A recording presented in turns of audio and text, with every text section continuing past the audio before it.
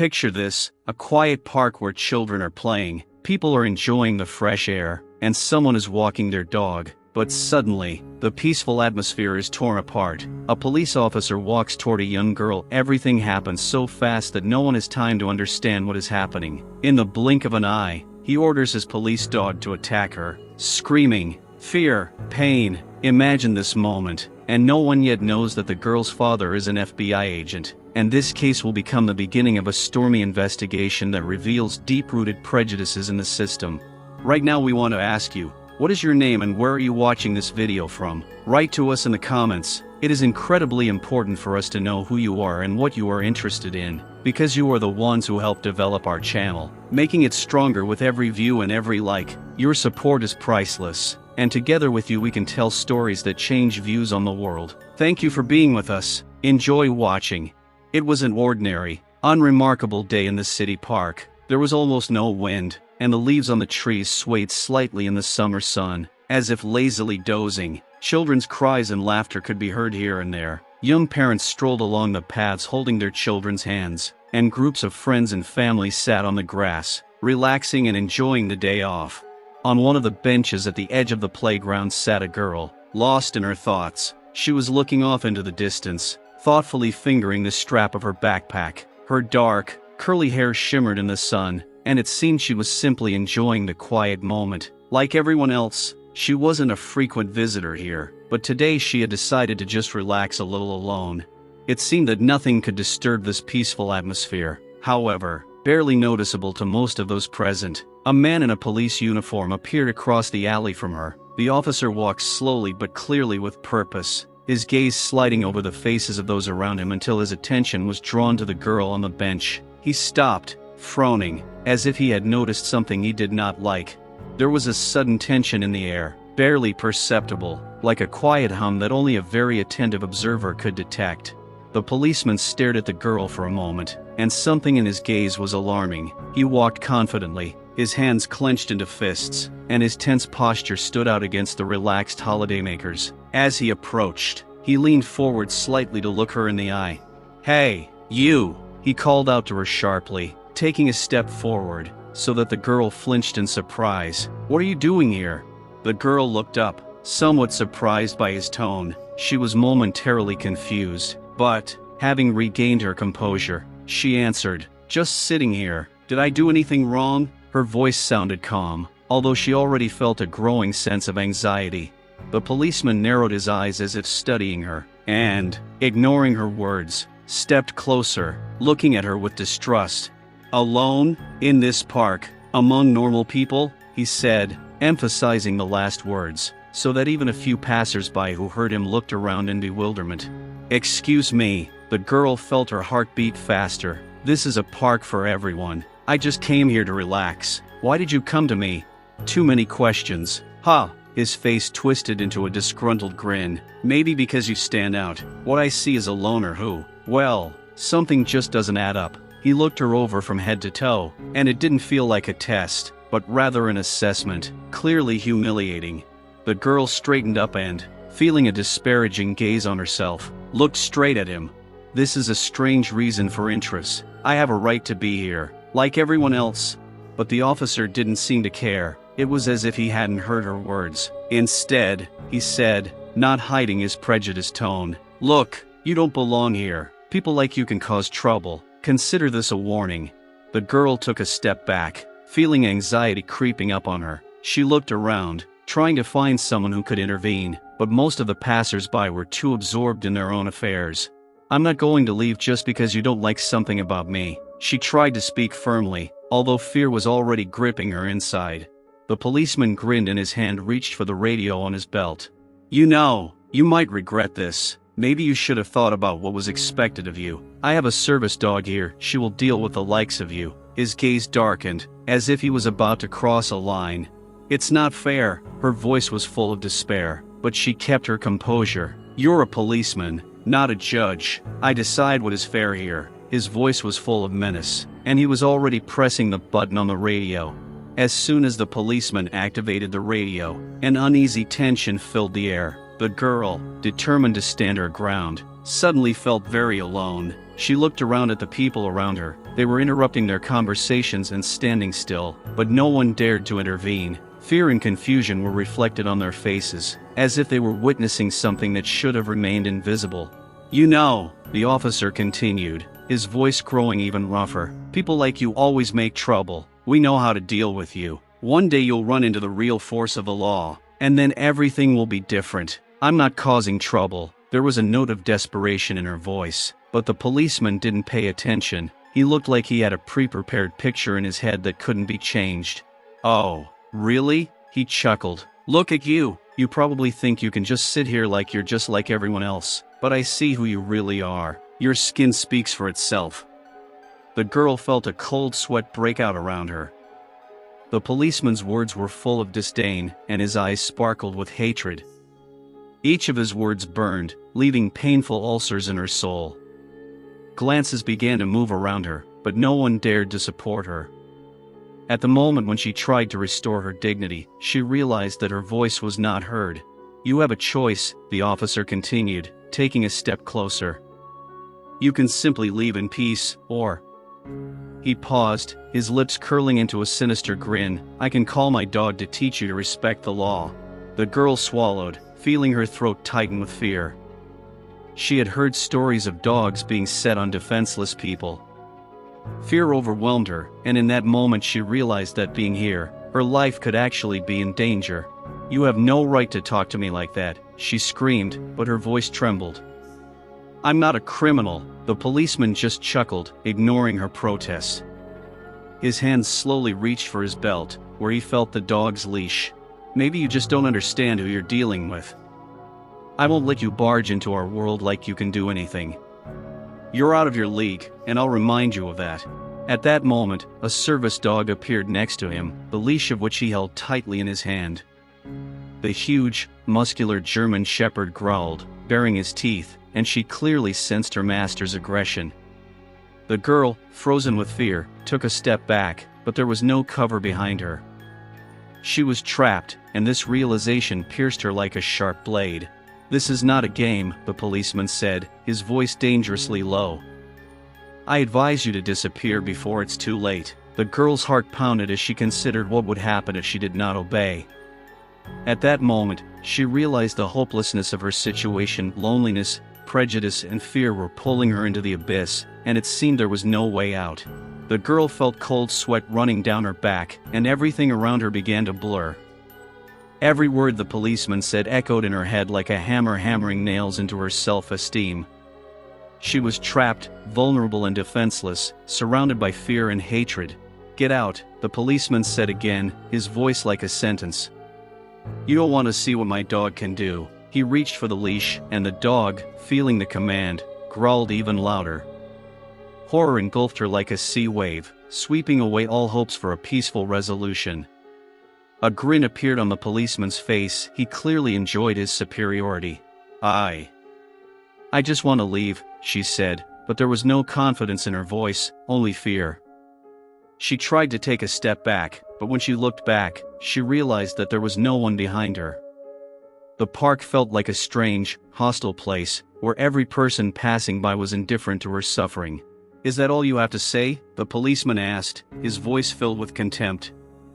"Do you think your tears will touch me? It's weakness, and weakness has no place in this world." The dog growled, its eyes blazing with greed, as if it could taste the cruelty to come. The girl looked at it, and at that moment her inner fear turned into pure horror. She imagined how this could end, and her heart began to beat in her chest with such force that it seemed about to burst. "Don't do this," she said, her voice shaking but determined. "I'm not hurting anyone. Please," but the policeman, feeling himself in control of the situation, only grinned. "You've simply forgotten who's in charge here. You don't understand what I can do to you. If you can't obey, I'll let my dog teach you good manners." His hand tightened on the leash, and at that moment everything around him, including the people passing by, seemed to stop. They continued to watch, but each of them seemed to be under hypnosis. No one dared to intervene, no one raised a voice in defense. The girl suddenly realized that she was alone against a system that did not want to hear her. "Please," she cried, tears welling up in her eyes. "I didn't do anything wrong." The dog, as if sensing her weakness, growled even louder, and it sounded like a death sentence. The policeman took a step forward, forcing her to retreat. "If you don't leave on good terms, you'll see how quickly this can all turn against you. No one wants to see this end. You're not in your world, and you better remember that." His tone was full of fury, and his voice boomed like thunder. The girl didn't know what to do. Her heart was pounding so hard that it felt like it could jump out of her chest. Tears were streaming down her cheeks, but she tried to hold them back, clenching her teeth. At that moment, she felt her fear rapidly growing, and the whispered words "help" could not escape from her lips. And then, when it seemed that everything had been decided, she suddenly noticed a familiar face in the crowd, her classmate, who was passing by with her mother. The girl extended her hand, shouted her name, hoping that at least one soul would intervene. "Help!" she screamed, and the cry was full of despair and pain. But even that was not enough to wake the people from their indifference. Time stood still, but her heart continued to beat, as if it knew that everything could soon change, and not for the better. The situation escalated to the limit. The girl, realizing her vulnerability, turned back to the policeman. His eyes were blazing not only with the desire to control, but also with deep prejudice. She felt that behind his every word there was not just aggression, but also something more sinister: racism, which crept into his intonation, into his gestures. "Do you really think any of us would deign to let you down?" he said, turning to the girl with contempt. "Everyone here knows who you are, and you have no right to be here among normal people. This is not your neighborhood. This is a place for law-abiding citizens." She felt his hateful words pierce her soul, leaving wounds that could never be healed. Each word was an insult, like a reproach that she was different and that she had no right to safety. The thought was unbearable. I just want to leave," she sobbed, tears streaming down her face. She tried to stay strong, but fear had taken over her. The policeman, sensing her vulnerability, merely smirked. He tugged on the leash, and the dog took a step forward, growling viciously, ready to attack. The feeling that something terrible was about to happen filled the air. The girl felt her body shrink in terror. Her mind tried to escape from this nightmare, but she was here, in this moment, and nothing could save her. "You want to know what I'm going to do?" the policeman continued, his voice sounding as if he were at the height of his power. "I'm going to give my dog a command, and he's going to show you what real life is like on the street. You can't ignore the law." "Don't do this," she screamed, her voice full of despair. "I'm not a criminal, please don't." But the policeman only chuckled, and his lips twisted into a smile full of malicious glee. "If you can't behave like a proper girl, you will have no choice but to learn what real power means," he said, and at that moment his hand rose into the air, ready to give an order. At that moment, the girl's heart sank. She closed her eyes, trying to imagine herself in another place, far away from this terrible situation. Images of safe places appeared in her imagination: her home, her friends, her favorite park, where no one had ever threatened her. But the reality was merciless. The policeman pointed at her with a sharp movement of his hand, and the dog lunged forward, growling with fury. The girl could not believe her eyes. Every instinct in her body told her to run, but her feet seemed rooted to the ground. "Learn to respect the law," he said, and it sounded like a spell. In that moment, she realized that in this man's eyes, she wasn't just a girl, she was a symbol of everything he hated. Her skin, her heritage, her identity, all of it was the reason she had to suffer. The dog's gaze was full of fury, and with each passing moment it was getting closer to the girl, and the policeman just stood there and watched, as if this was a sight he had always wanted to see. Pain and fear gripped her, squeezed her in a vice, and in that moment, when everything seemed hopeless, she remembered her father, the FBI agent who had always taught her resilience and strength. Hope flared up in her heart, but fear still held her in its paws.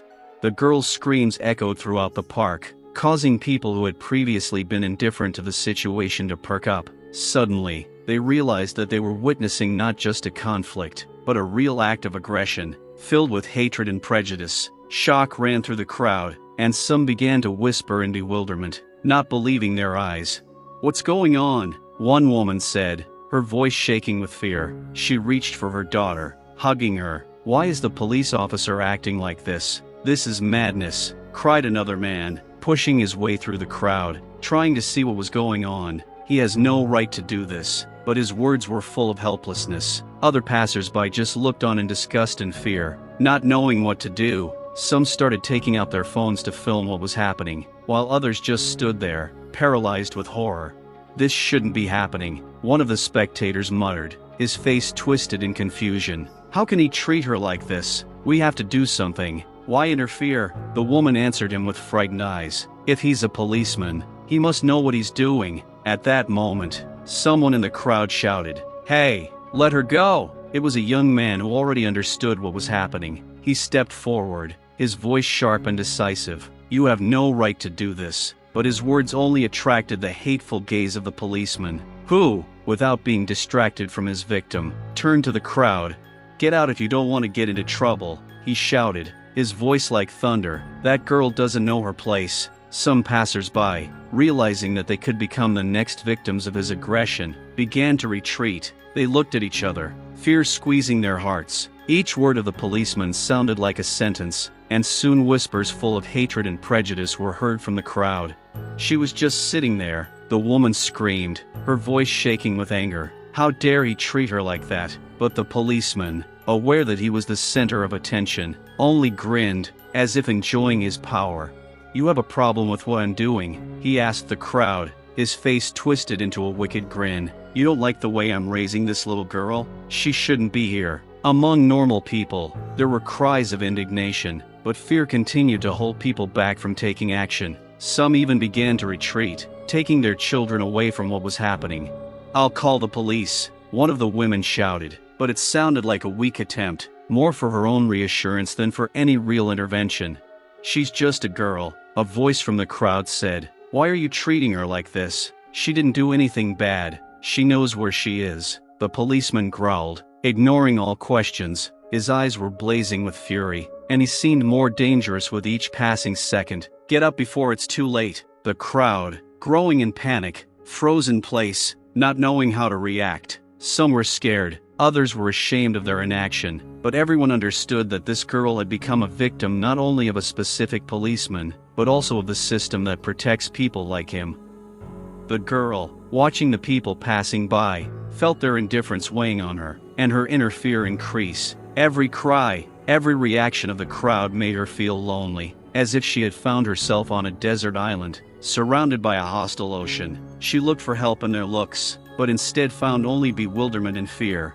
The dog, as if sensing the situation, suddenly lunged forward. Its gaze was full of rage, and at that moment, when it rushed at the girl with a piercing bark, time seemed to stop. The girl looked in horror into the fierce eyes of the animal, not understanding how this could happen. Her world was plunging into chaos, and the only thing she could do was to close her hands around her head, hoping that this would somehow protect her. "Take her away," one of the passers-by shouted, but his cry was lost in the ominous roar of the crowd, terrified by what was happening. The policeman only grinned, his face lit up with hatred, as if he was enjoying the fear and helplessness. "I told you so," he said, looking at the dog as if it were an instrument of his wrath. "Go on, show her what it means to respect the law." The dog, obeying the command, was torn on the spring, its body as if it was made for the attack. It sank its teeth into the sleeve of her sweatshirt, and suddenly, as if time had gone back into motion, a sharp pain shot through her wrist. The girl screamed in horror, her voice mixing with the shrill bark of the dog, who seemed to relish its own strength. "Please, don't do this." Her words were escaping her lips in tears. She felt panic grip her, as every movement of the dog brought her closer to the abyss. Her heart was pounding as if it wanted to burst out of her chest. But the policeman, as if possessed, merely watched what was happening, without showing an ounce of regret. "Do you like playing with fire?" he said, his voice full of malice. "Now you'll get what you deserve." My, how quickly she learned what it meant to know her place. The crowd around them only retreated in horror, each experiencing an internal struggle. Someone whispered about how wrong it was. Someone hid the children, but no one dared to come closer. The girl, despite all her courage, realized that at that moment she was alone, fighting against the entire system, which with each passing moment became more sinister. The dog bit her shoulder and she felt the teeth cutting through the fabric and reaching her skin. Pain shot through her and she screamed, unable to contain her emotions. In that moment, she realized that the policeman was probably enjoying her suffering, feeling impunity and power. "You wanted attention, didn't you? Look," he said, his voice full of contempt and anger. "This dog will show you what it's like to be down." Every jerk of the dog, every movement was full of hatred, and the girl felt her strength leaving her. She could not fight this monster. Her body did not give in. Realizing that her attempts to resist were futile, she closed her eyes again, hoping that all this was just a nightmare from which she would wake up. But the reality was harsh. The policeman watched with pleasure as his dog attacked again and again, while the silent crowd only whispered to each other about what was happening. As if in a trance, each of them understood that a tragedy was unfolding before their eyes, but no one knew how to help, and perhaps fear of the policeman himself held them back. The girl, who had lost hope, felt her body begin to shake, as if the very life was leaving her. She knew that this attack was not just physical violence, but also a symbol of all the hatred and prejudice she had had to face. Every moment of pain was not only her personal tragedy, but also a reflection of the system that allowed it to happen with impunity. The policeman stood before the scene of cruelty, as if under a spell, showing no compassion. His face was distorted by a malicious grin, and every word he uttered only increased the girl's suffering. "Look at you," he said, pointing at her as the dog sank its teeth into her shoulder again. "You look like you've never been taught how to behave. That's the result of spending too much time in this park without realizing that not everyone here is happy to have you." The girl couldn't hold back any longer. The pain from the bites mixed with humiliation, and tears streamed down her face. She tried to look up, but was met only by the policeman's cold, contemptuous gaze. "You shouldn't cry," he said, looking at her with disdain. "Your tears don't touch me. You must know that weakness is not something that is welcomed here. There is no place for your kind in this world. You must learn to respect the law, and I am going to show you how." He turned to the crowd, who continued to watch in horror and helplessness. The policeman's gaze was full of defiance, as if he knew that no one would dare intervene. "Don't you think it's her own fault?" he said, his voice reminiscent of a prosecutor's. "She shouldn't be here. I'm just doing my job." The crowd froze in horror again. Some began to whisper, but each time they tried to voice their discontent, the fear of the policeman held them back. The girl knew that only the silence that surrounded her in this terrible moment protected her. "Look at her," the policeman continued, pointing at the girl who was nearly unconscious from the pain. "This is what happens when you don't watch your behavior. You didn't think you could be in this park and get away with it, did you? What the hell are you doing here?" "Ha!" The girl tried to answer, but her voice was gone. She felt all her strength leaving her. Each dog bite was not just physical pain, it was a humiliation that seemed to haunt her for the rest of her life. "You probably hoped that everyone would be on your side," the policeman continued, addressing the crowd, "but you don't deserve it. You're just another statistic that no one will feel sorry for, and that should be a lesson to all of you." The dog growled again, and at that moment it lunged forward, causing the girl to flinch in fear. The policeman watched her suffering with obvious pleasure, enjoying his power. "Did you think you could come here and play with others without being punished?" he said, looking at her with hatred. "You don't know what it means to respect the law and rules. I'll do everything I can to make sure you remember that." Every word was filled with contempt, and she felt it affect her, like a cold shower burning her from the inside. She knew this situation wasn't just about her, she was a symbol of the fight against prejudice and hatred, but in that moment she felt helpless and humiliated. "I hope you remember this for the rest of your life," the policeman said, his voice like a sentence, "and if you ever dare to go into that park again, I won't be so kind to you. You must know that you don't stand a chance against me." The policeman's total indifference and constant insults turned her suffering into a theatrical performance, where he was the main actor, and she was only a victim with no right to defend herself. Every moment of humiliation, every drop of pain plunged her into an abyss of despair, and despite all her efforts, she felt that her world was collapsing right before her eyes. The park, once filled with laughter and joy, was transformed into the scene of a terrible tragedy. The sun still shone and a gentle breeze played with the leaves of the trees, but the atmosphere was filled with tension and fear. Families who had come to spend time outdoors were witnessing events they could not understand and did not know how to interpret. The little girl holding the balloon stopped and stared in surprise. Her eyes widened in fear as she saw the dog dig into the girl's shoulder again. She couldn't understand why a man in uniform would hurt another person. especially one so young and defenseless. Fear filled her heart. "Mom, what's going on?" she asked, her voice shaking. The mother, trying to calm her daughter, was herself shocked by what she saw. "It's none of your business, baby," she tried to answer, but her voice was shaking, betraying confusion and fear. She hugged her daughter, trying to shield her eyes from the terrible scene. Meanwhile, a group of teenagers walking nearby stopped. Their conversations died down, and they looked at the policeman with bewilderment and indignation. One of them, a tall boy with short hair, said, "This is terrible. Why is no one doing anything? We have to stop this." But his friends just shook their heads, realizing that fear of the policeman and his dog was holding them back from taking action. Each of them felt that the situation was getting out of control, and they could only watch as the girls suffered in front of everyone. "Let's call someone," one of the girls suggested, her voice full of determination. "This is wrong. We can't just watch." Having gathered, the teenagers began to take out their phones to record what was happening, but even at that moment someone from the crowd shouted, "No, you shouldn't do that. If he sees you filming, it could only make things worse." The screams coming from the crowd created an atmosphere of panic. People looked at each other, not knowing how to react, but a feeling of helplessness grew in their hearts. The father of the little girl, standing nearby, raised his hand as if to stop this madness. "Hey, policeman," he shouted, "this is too much. She did nothing wrong." The policeman turned to him with disdain, but there was a glint of displeasure in his eyes. He had not expected anyone in the crowd to dare interrupt him. "Get up before it's too late," he replied, his voice full of menace. "You don't know who you're dealing with." The dog growled and lunged at the girl again, and the one who tried to intervene felt fear seize him. He wanted to intervene, but he understood that a cruel game was unfolding before his eyes, in which he had no chance. The children, watching what was happening, began to realize that the world was not as simple and safe as they had always thought. The fear and hatred they saw was shocking. They did not understand why the adults could not stop it. The eyes of the girl with the balloon filled with tears, and she asked again, "Mom, why does he do this? Why can't she leave?" Her mother, unable to respond, only hugged her daughter tighter, hiding her face in her chest. She understood that this moment would leave an indelible mark on the hearts of her children. That fear and hatred had become a part of their lives, and no soothing word could change that.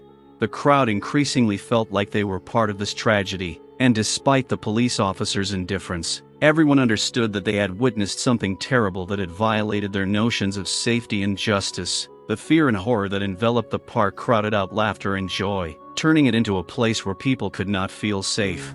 While the horrific spectacle unfolded before the eyes of those present, the policeman seemed to revel in his power. His confidence grew with every scream the girl made and every tear that rolled down her cheek. He had no intention of stopping and continued to fuel the atmosphere of hatred and humiliation.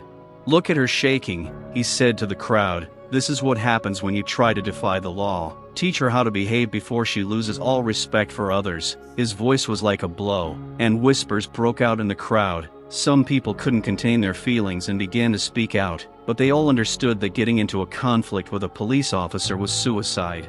"You're just a cowardly creature," one woman said, her voice shaking with anger. "She's just a girl. Why are you doing this?" The policeman turned to her with a contemptuous smile. "Cowardly creature, you are the one who does not understand that the world is full of dangers. This girl simply does not know how to behave. I am only teaching her a lesson that she will never forget." The dog, feeling the support of its owner, growled and grabbed the girl's wrist. She screamed again, and the sound of her scream resonated in the air, as if the park itself responded to her suffering. But the policeman, ignoring her pain, continued his insults. "Look at you," he said with a sinister grin. "Weak, defenseless. You'll never understand what it's like to be safe if you don't know your place. People like you need to learn to respect those who keep order." The crowd continued to watch, but many were already turning away, unable to bear the humiliation. Some even tried to take their children away from what was happening, realizing that this was not just violence, but a lesson they should not have to see. "This is too much," said the woman standing next to the child. "We have to do something," but her voice was lost in the whispers and fears, making people realize that none of them were ready to act. The policeman, seeing that his insults were working, raised his voice even higher.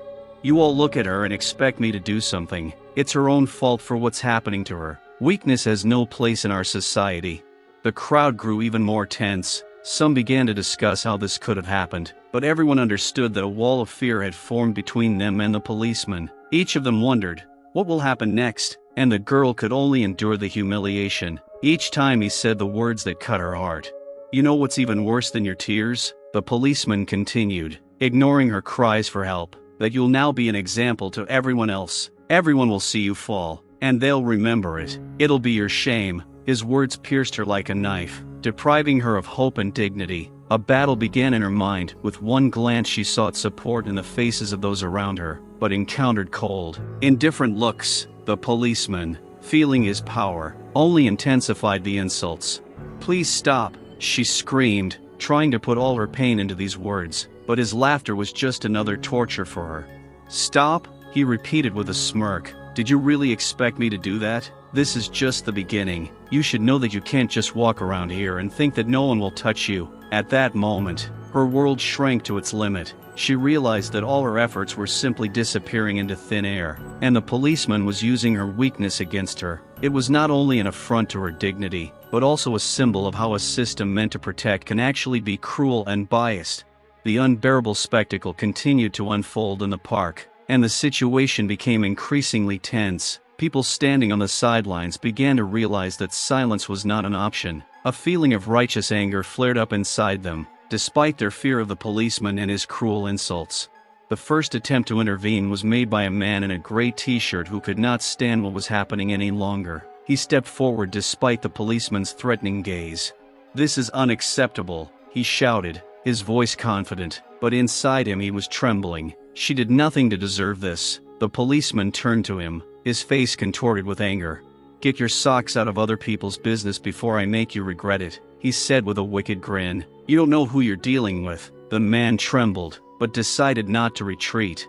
"You have no right to hurt her. You are a policeman, not an executioner. This is not your job."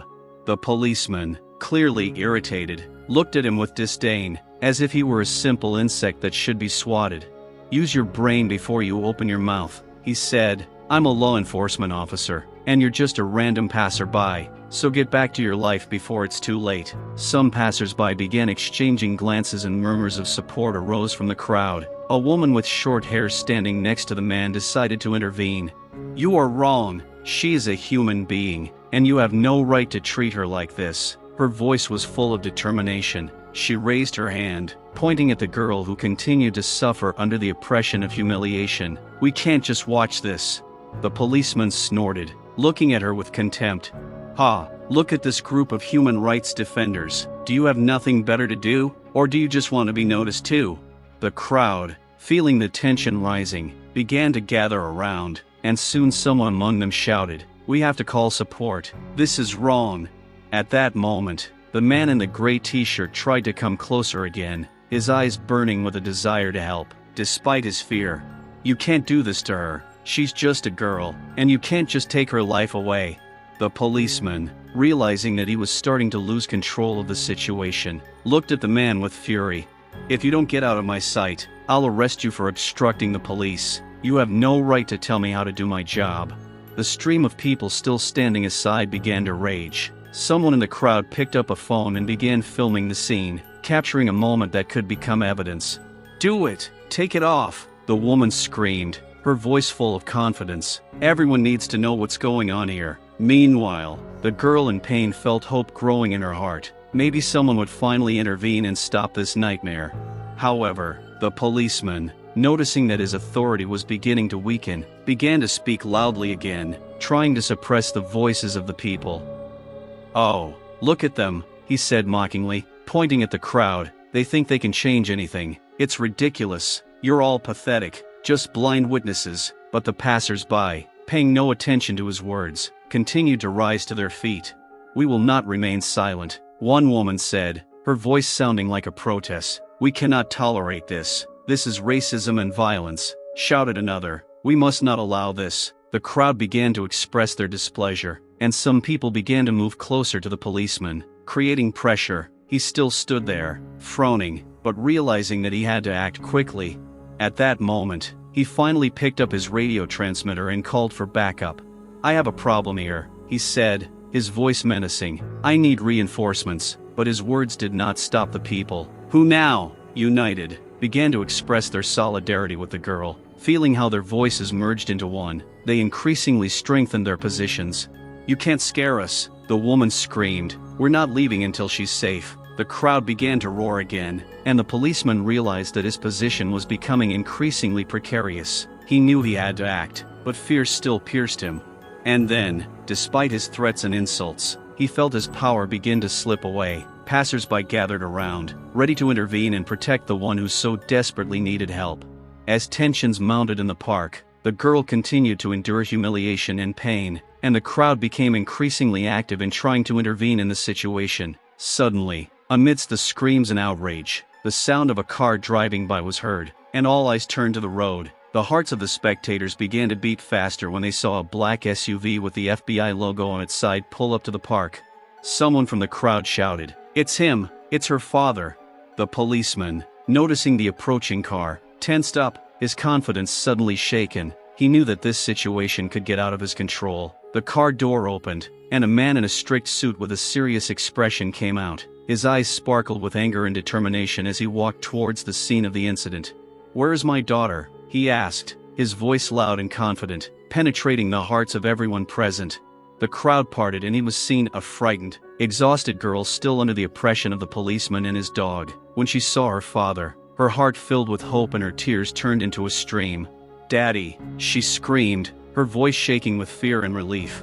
The man, feeling her pain, immediately approached, and his face was distorted with rage when he saw the state his daughter was in. The policeman, realizing that not just any passerby had gotten involved in the situation, but the victim's father, quickly changed his behavior.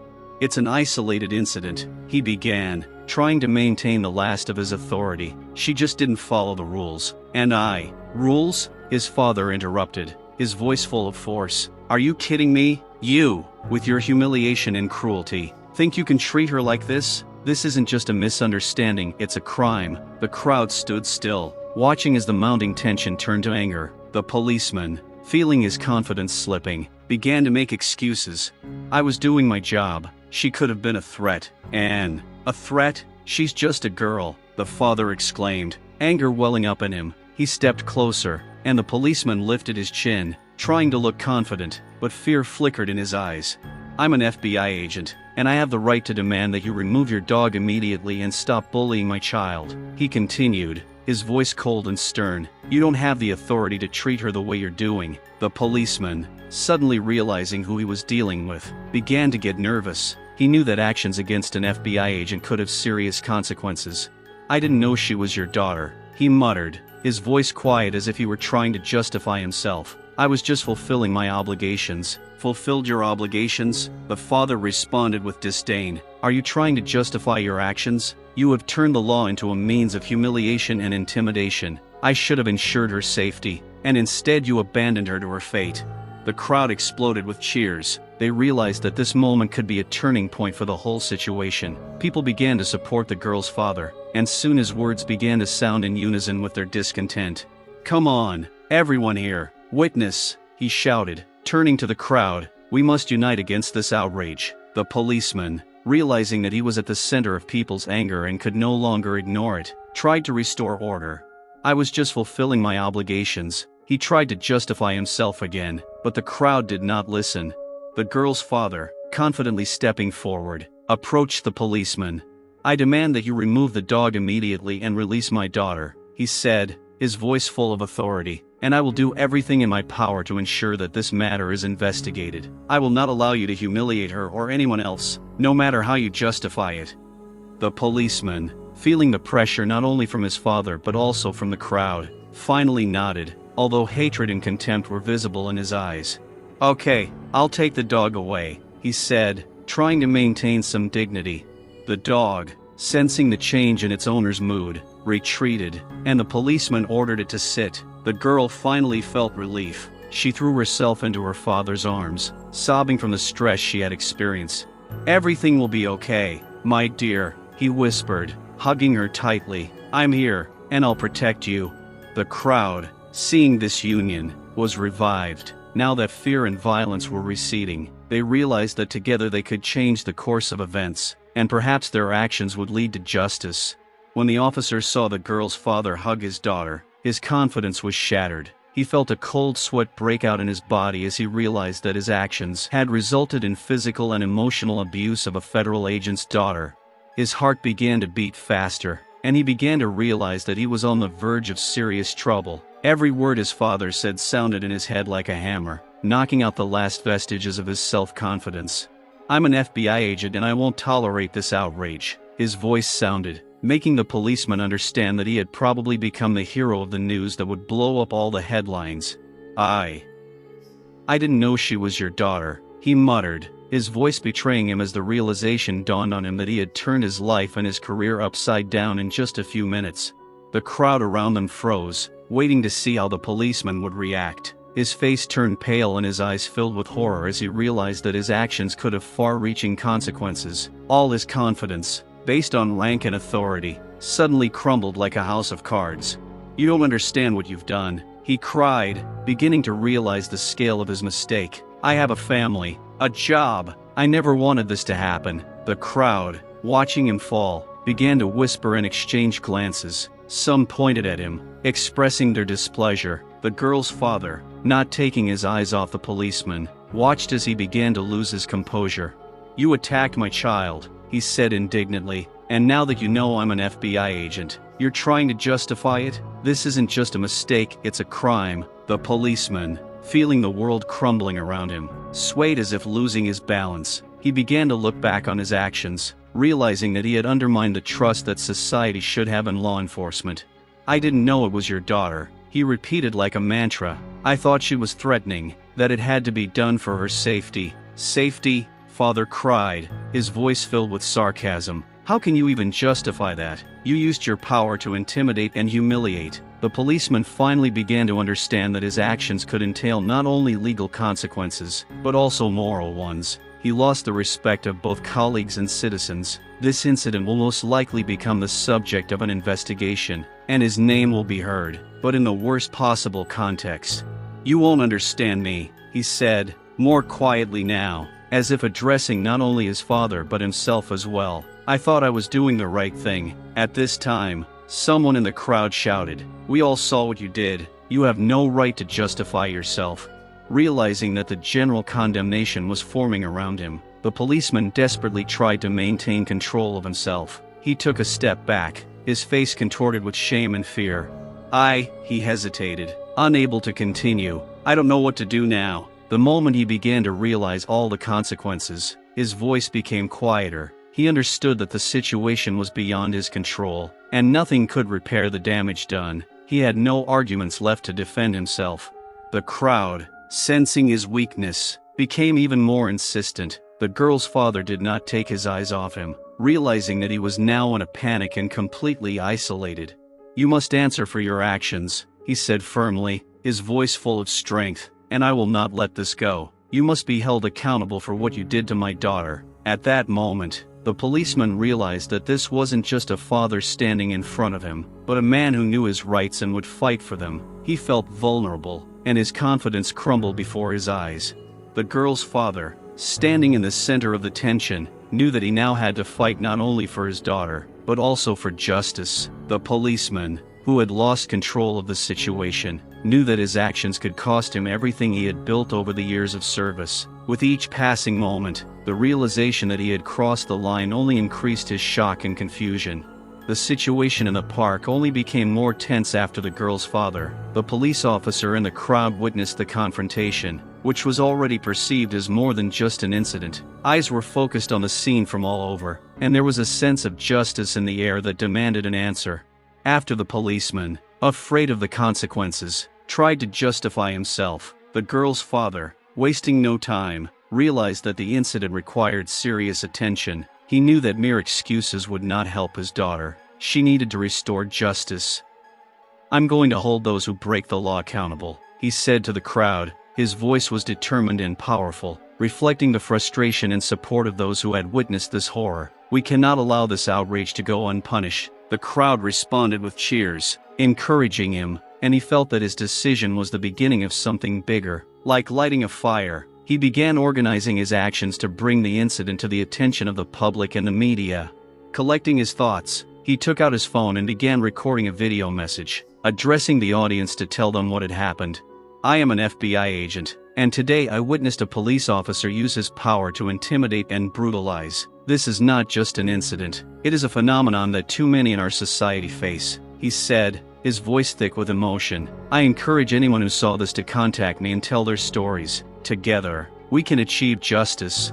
After the recording, he contacted several lawyers who specialize in human rights and cases against the police. "We need to gather all the evidence we can," he told them over the phone. "I'm going to file a formal complaint against this officer and the entire department. I don't want anyone else to go through what my daughter went through." The lawyers, realizing the gravity of the situation, agreed to take on the case. They began to strategize, gathering all possible evidence and materials that could help in the investigation. They requested surveillance footage, video footage from witnesses, and even contacted local media to stir up public opinion. As the girl's father worked to assemble his legal team, he began receiving calls from people wanting to share their own stories. Each account highlighted how common these types of incidents were, and he began to realize that his case was just the tip of the iceberg. The crowd gathered in the park was still discussing what had happened, sharing their opinions. They talked about the need for police reform, about the importance of supporting each other in the fight against systemic racism and brutality.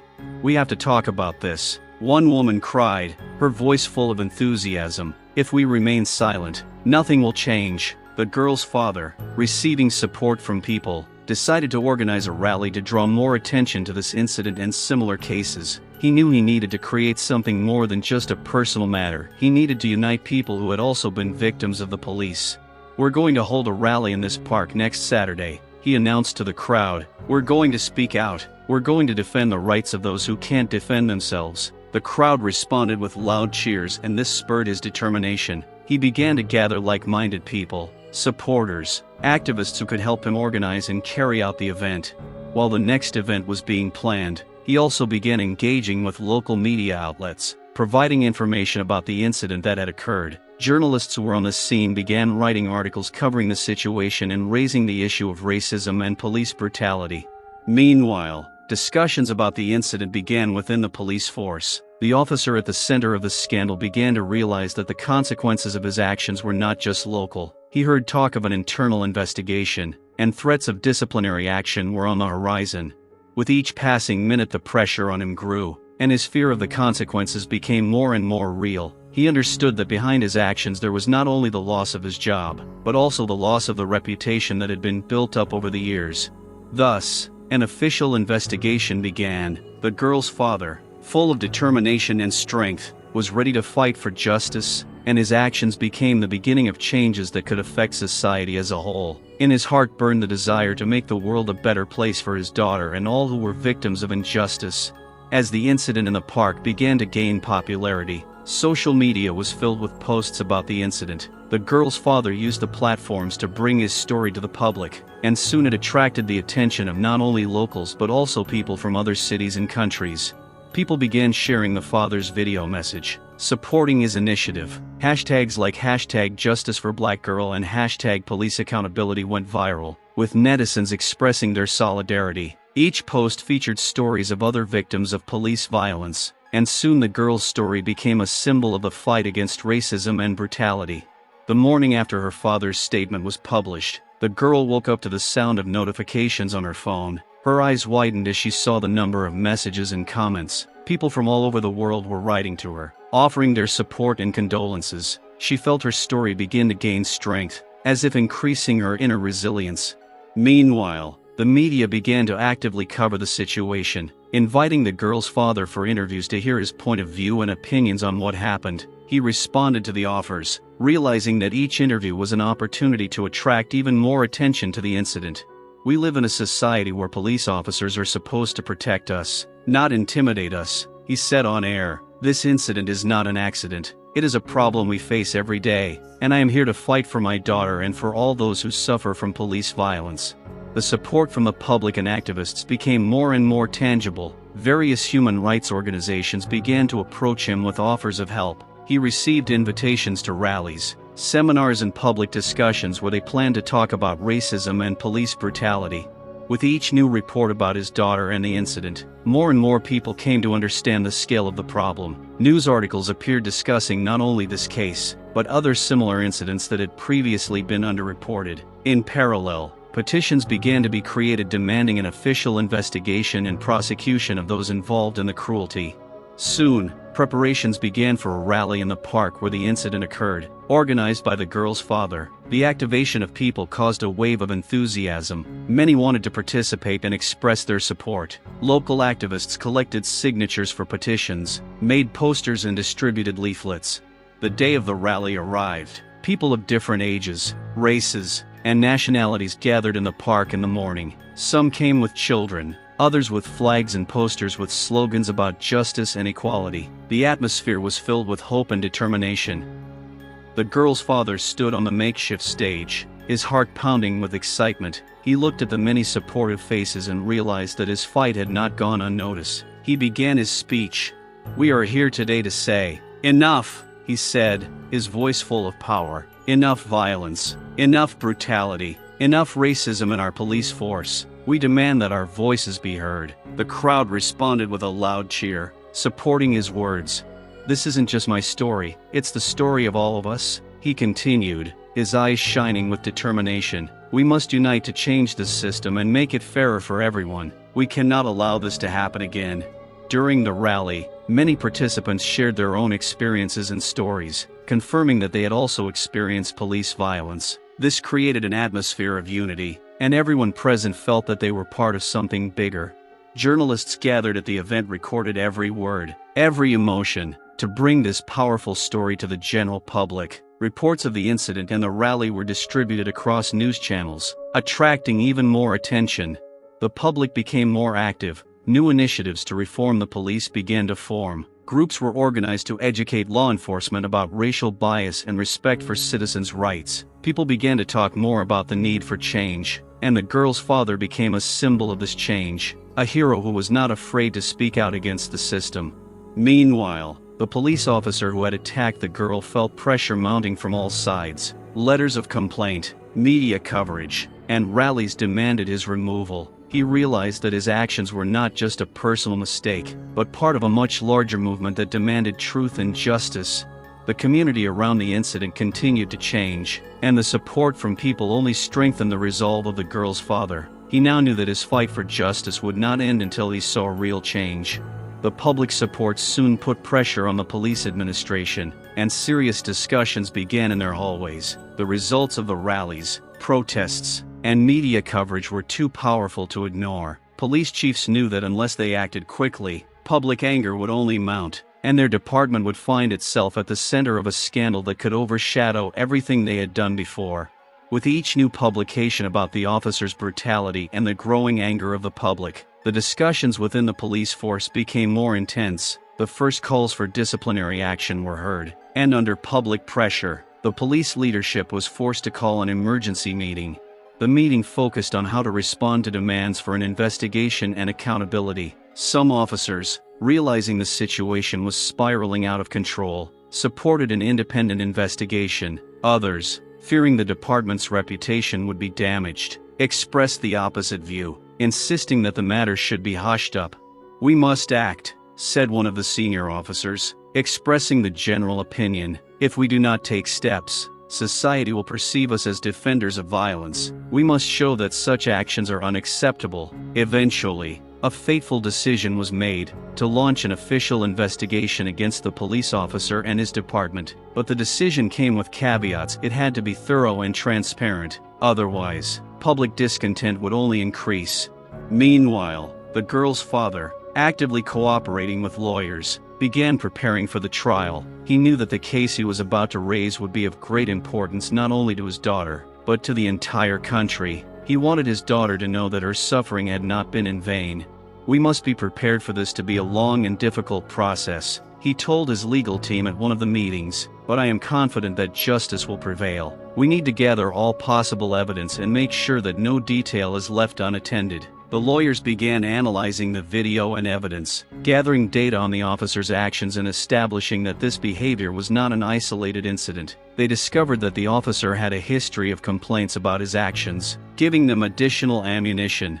An internal investigation began, and the initial results were not encouraging for the department. Statements began to come in from witnesses who confirmed that the police officer had indeed behaved aggressively and racistly. Soon, the prosecutor's office decided to initiate legal proceedings against the officer.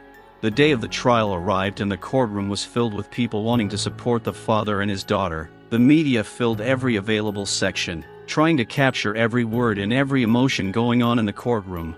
When the girl's father took the stand, he felt both scared and determined. He knew his words could have an impact on the future of not only his family, but many others who had been victims of police violence. "I stand here today not only as a father, but as a citizen who believes in justice," he began, his voice calm but determined. "My daughter was a victim of cruelty, and I demand that this officer be held accountable for his actions." During the trial, the prosecutor began presenting evidence, including testimonies, security footage, and even psychological evaluations, confirming the emotional trauma the girl had endured. It was not only a legal process, but also a public event, covered everywhere from news channels to social media. With each new testimony, the atmosphere in the courtroom became tense. The girl's father became more confident with each word, realizing that he had a responsibility not only for his family, but for all those who suffered from police violence. The policeman in the dock knew that his actions were now under strict control and his life was forever changed. Every look, every whisper in the courtroom only increased his sense of guilt and fear.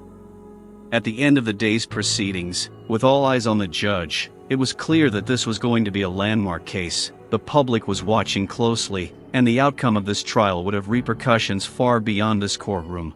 Every word spoken in court will reflect the fight for justice, equality, and human rights. The girl's father knew they were on the right track and that he was doing everything he could to change a system that he felt had long ignored such incidents. The trial was drawing to a close, and all eyes were on the judges who would render their verdict. 4 days, witnesses had been heard, documents had been presented, and prosecutors had done everything they could to demonstrate that the officer's actions were not only unlawful, but fundamentally unacceptable. The girl's father felt the tension in the courtroom growing. Every time he sat down on the bench, he was overcome by a feeling of hope and fear. He knew that the outcome of the trial depended not only on the fate of his daughter, but also on the lives of many others who could suffer because of the cruelty and bias of law enforcement. The day of sentencing arrived. The courtroom was silent as the judge began to speak. His voice was stern and confident, as if he understood the importance of the moment. The girl's father listened to every word, waiting for the verdict. The court finds that Officer John is guilty of abuse of power and improper use of force, which resulted in physical and emotional injury to the victim, the judge said, his words sounding like a hammer hitting iron.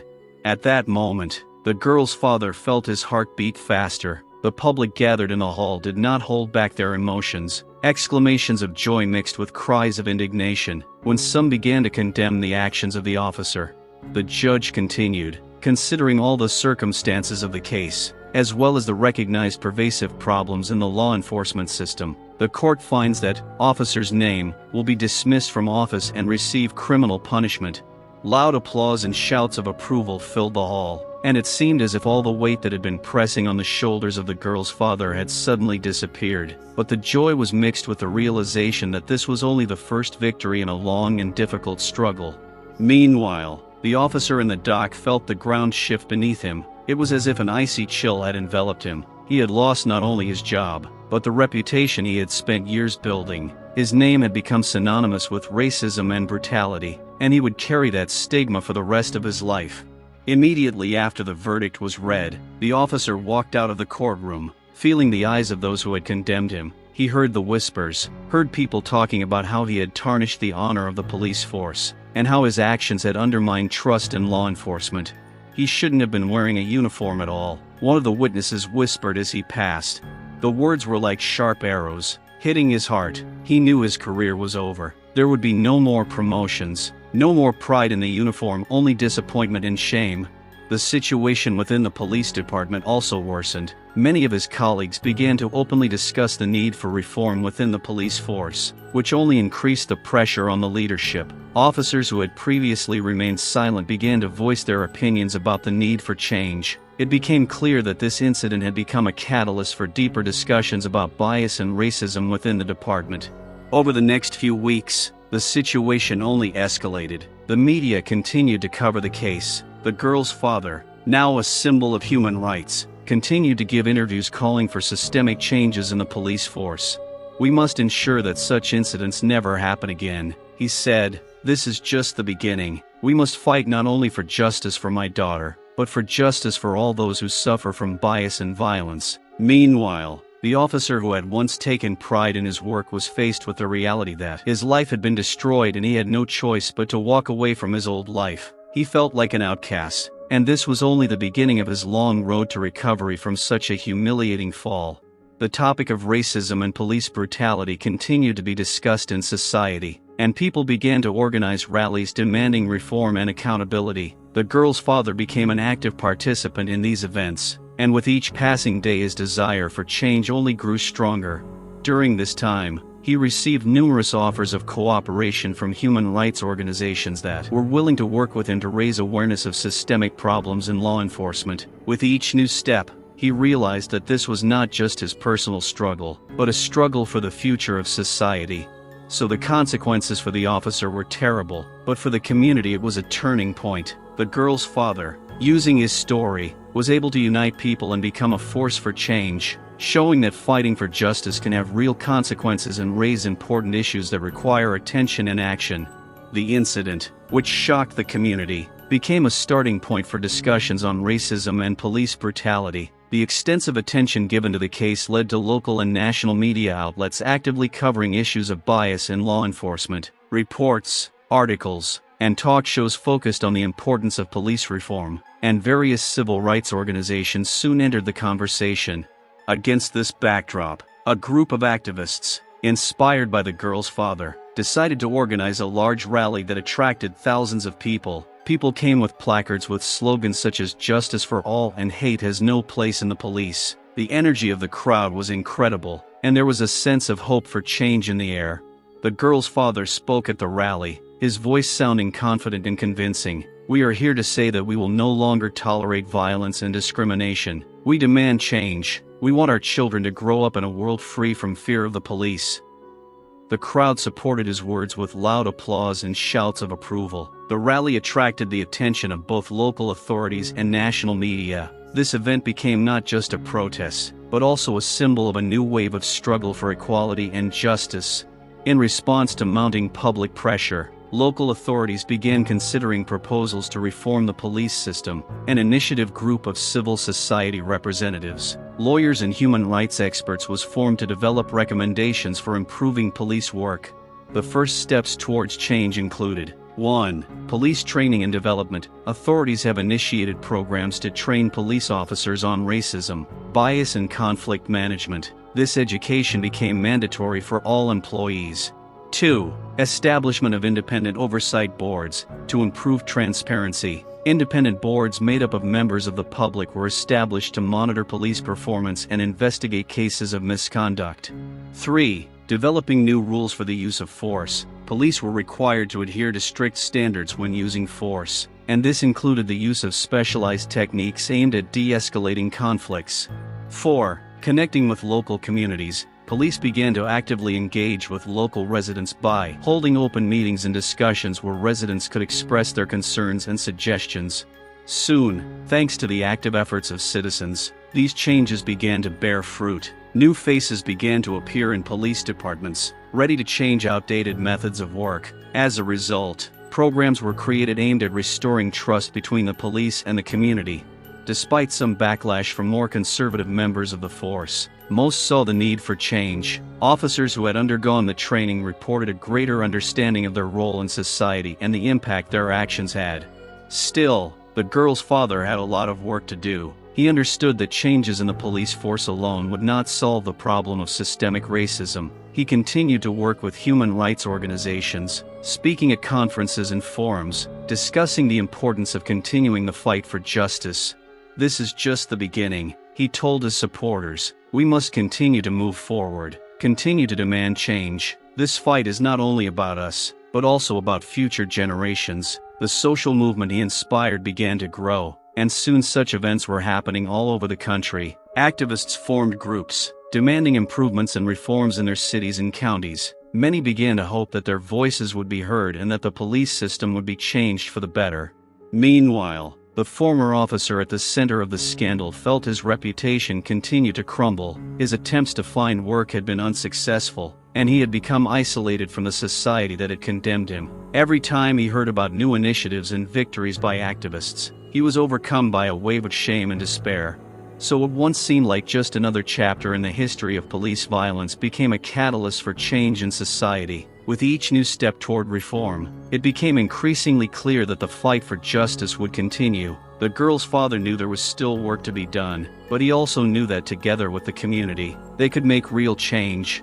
Several months had passed since the incident in the park, and the lives of the black girl and her family were still affected by that horrific experience. Even though the case had received widespread public attention and led to reforms in the police system, it had not been an easy process for them. Every morning when the black girl woke up, she felt the dark shadows of that day looming over her consciousness, causing spasms of fear and anxiety. The family knew they needed to come together to overcome this trauma. Her mother had always been her rock, and now she tried to support her daughter, trying to create an atmosphere of safety and understanding in the home. "I'm here with you," she said, hugging him after another torturous nightmare. "We're together, and this won't be forever. You're strong, and we'll get through this." The girl tried to believe her mother's words, but the wounds left by the incident were deeper than she could have imagined. Not only had she been physically threatened, but she had also felt her world shaken. The sense of security that had once come naturally had now left her, leaving only a constant sense of tension and mistrust. To cope with this, the family decided to seek professional help. They found a therapist who specialized in trauma and began attending sessions together. During the first sessions, the girl sat with her head down, feeling vulnerable and uncomfortable. The therapist began by creating an atmosphere of trust. "I know it's hard for you to talk right now," she said softly, "but you're safe here, and we can work to make things easier for you." With each new session, the black girl opened up more and more, sharing her fears and experiences. She remembered the day the dog attacked her, heard the screams and saw the faces of passers-by. Full of shock and helplessness, she wanted to forget all of this, but every time she tried to close her eyes and not remember, the events came back to her mind again and again.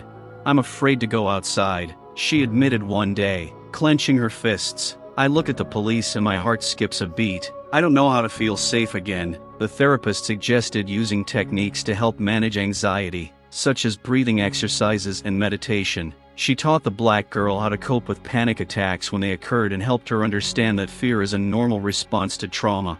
Gradually, with the help of therapy and family support, the black girl began to return to life. She began attending school again. Although at first every step seemed like a huge effort, her friends were sympathetic to her experiences, and many of them tried to support her morally. They organized get-togethers, did homework together, and tried to create an atmosphere of normality. The black girl's mom also became involved in community events, supporting efforts to reform the police. She joined a civil rights group and spoke out at rallies, emphasizing the importance of fighting for justice. For her, this was a way to not only support her daughter, but also to draw attention to issues that affected many families. "We must make sure that what happened to our family never happens again," she said at one rally, her voice full of determination. "We cannot remain silent." As time went on, Black Girl began to see light at the end of the tunnel. She discovered that she enjoyed painting, and it became not only a hobby for her, but also a way to express her feelings. She created a series of paintings inspired by her experiences. Bright colors contrasted with dark shadows, symbolizing her struggle and hope for recovery.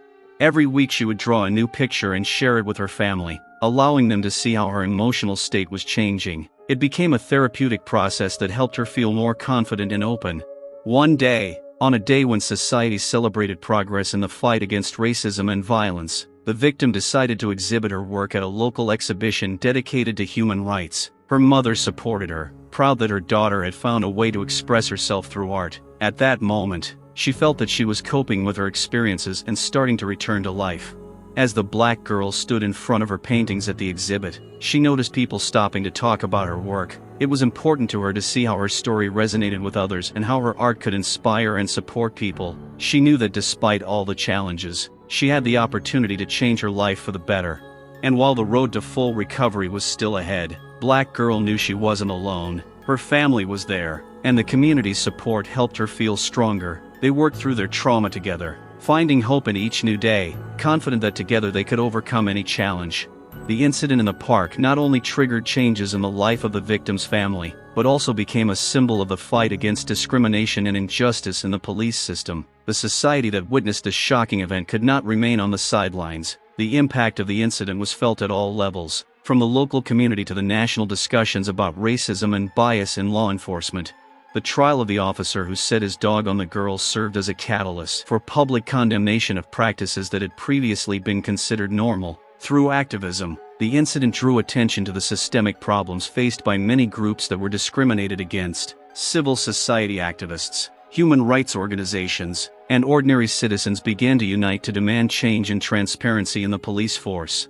As public support and discussions about police reform grew, local authorities began to take more serious action. The creation of independent committees to investigate cases of violence and bias was one of the first steps to rebuild trust between the police and the community. Activists, including the victim's mother, pushed for these committees to have real power and independence, allowing people to feel their voices were heard.